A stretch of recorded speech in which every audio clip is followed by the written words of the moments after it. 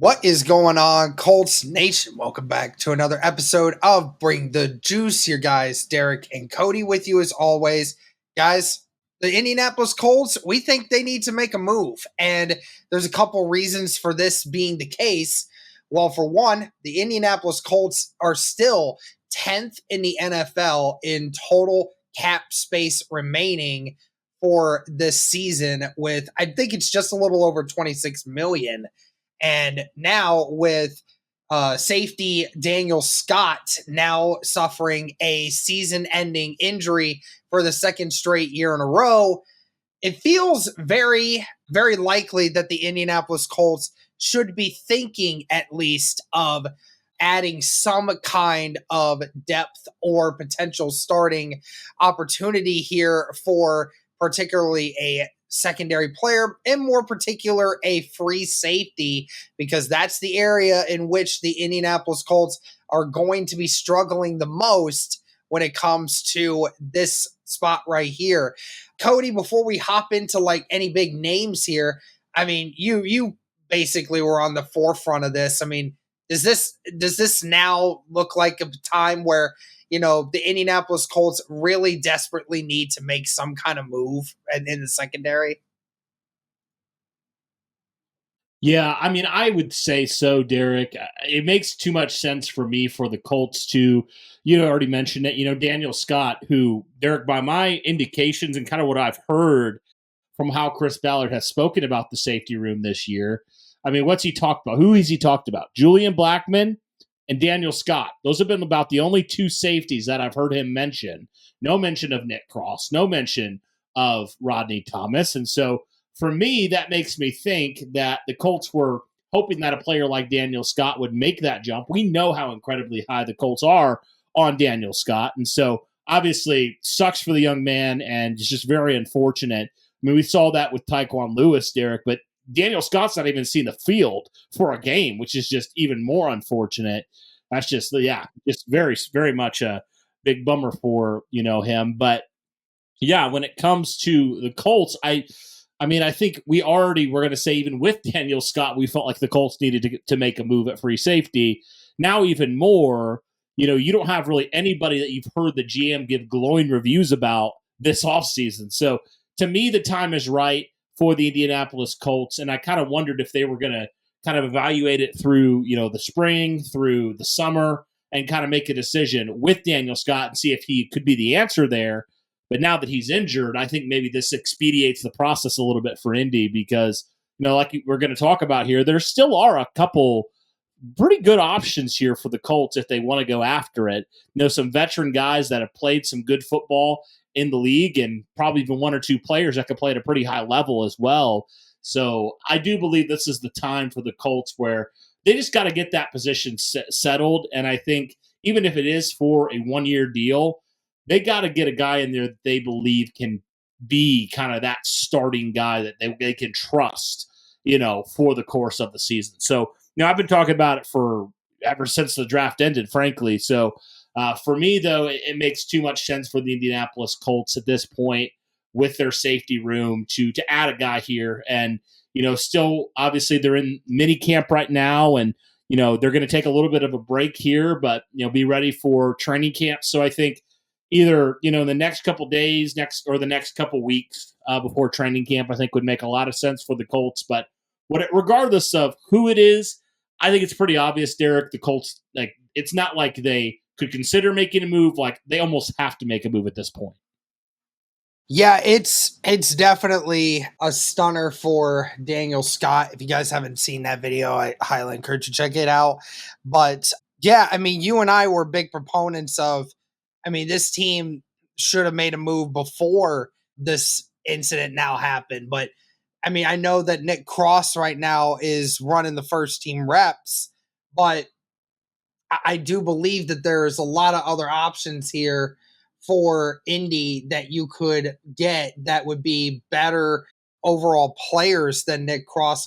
Honestly, I'd say the majority of the remaining free safety free agents that are left would be much better situations than Nick Cross. Now, obviously, Nick Cross is a lot younger than these guys and, probably is a little more athletic than the rest of these guys. But a lot of these guys also bring a lot to the table when you're talking about the experience.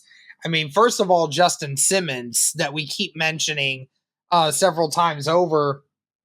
I mean, this is a guy that in the last 3 years has been an all-pro at some level for the last 3 years, even if he's going to be 31 this year. So, I mean, this is a guy that still can get it done. Eddie Jackson is out there. Marcus May is still out there. Tashawn Gibson, I know he's older, but he still definitely has something in him. Adrian Amos is still out there. So, there's a lot of guys. And, I thought it was funny. Somebody commented on your tweet, like you mentioned some of the players that we should look to try to get. And he said they're all average at best. And you said like Justin Simmons was literally a second team all pro last year, which is hilarious to say that all these guys are average.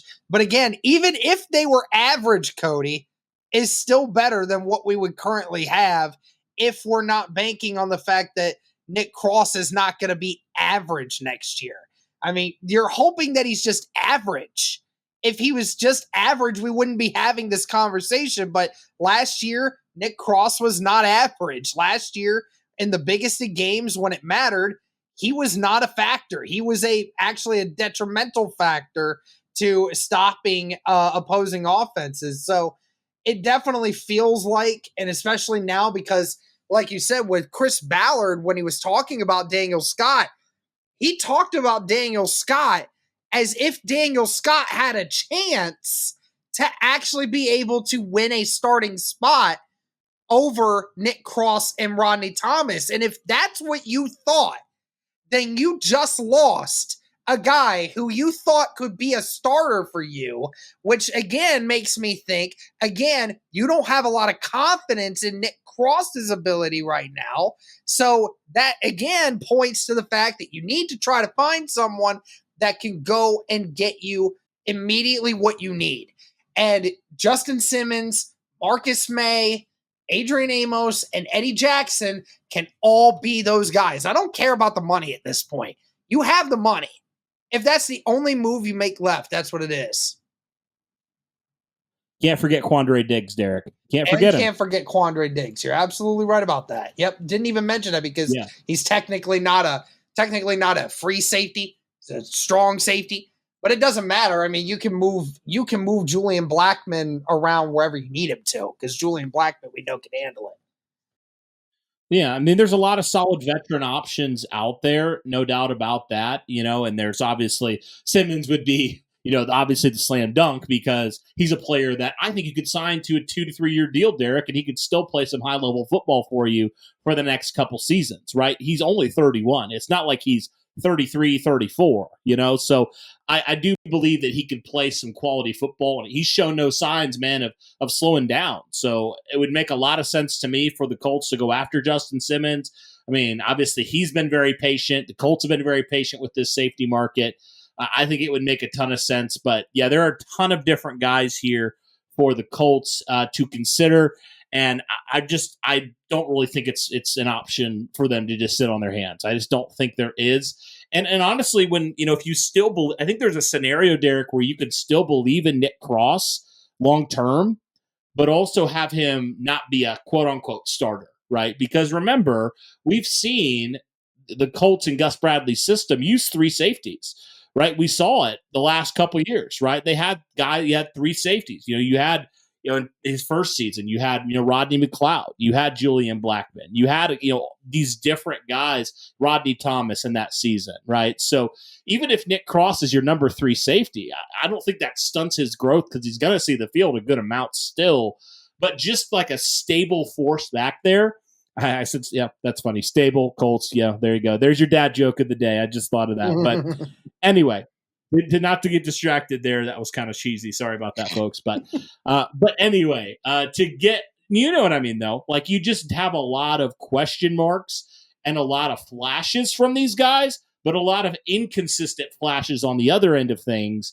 And so you just need a guy that can provide that stability for your safety room alongside Julian Blackmon. Because we know Julian Blackmon can consistently be a really good safety in this league. His only concern is the health standpoint, right? But you need another guy in there, I think, Derek, even if it is for the short term, and you're like, Nick, we believe that if Nick Cross continues to go on the trajectory he's going to go, he could be a long-term starter for us.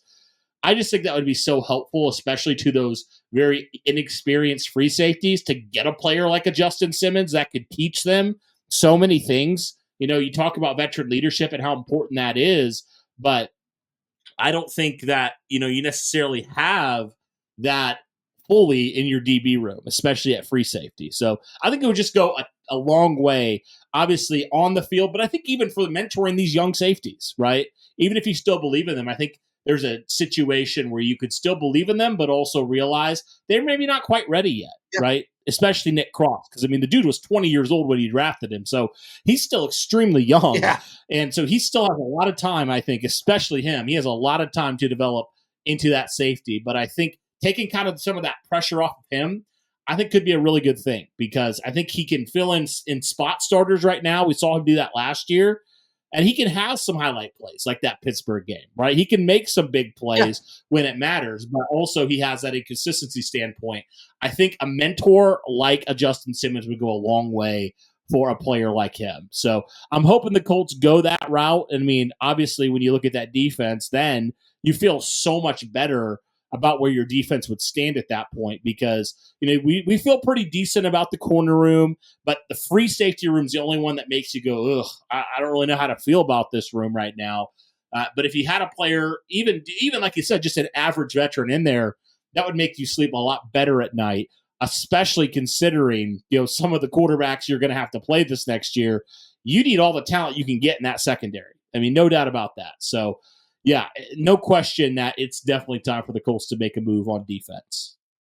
Yep. I think that really does it for this one, guys. I mean, it's definitely going to be interesting to see if the Indianapolis Colts will actually indeed make a move for this team. So let us know your thoughts, guys. Do you think the Indianapolis Colts will make a move at safety? But that's going to do it for that one, guys. Thank you so much for tuning in.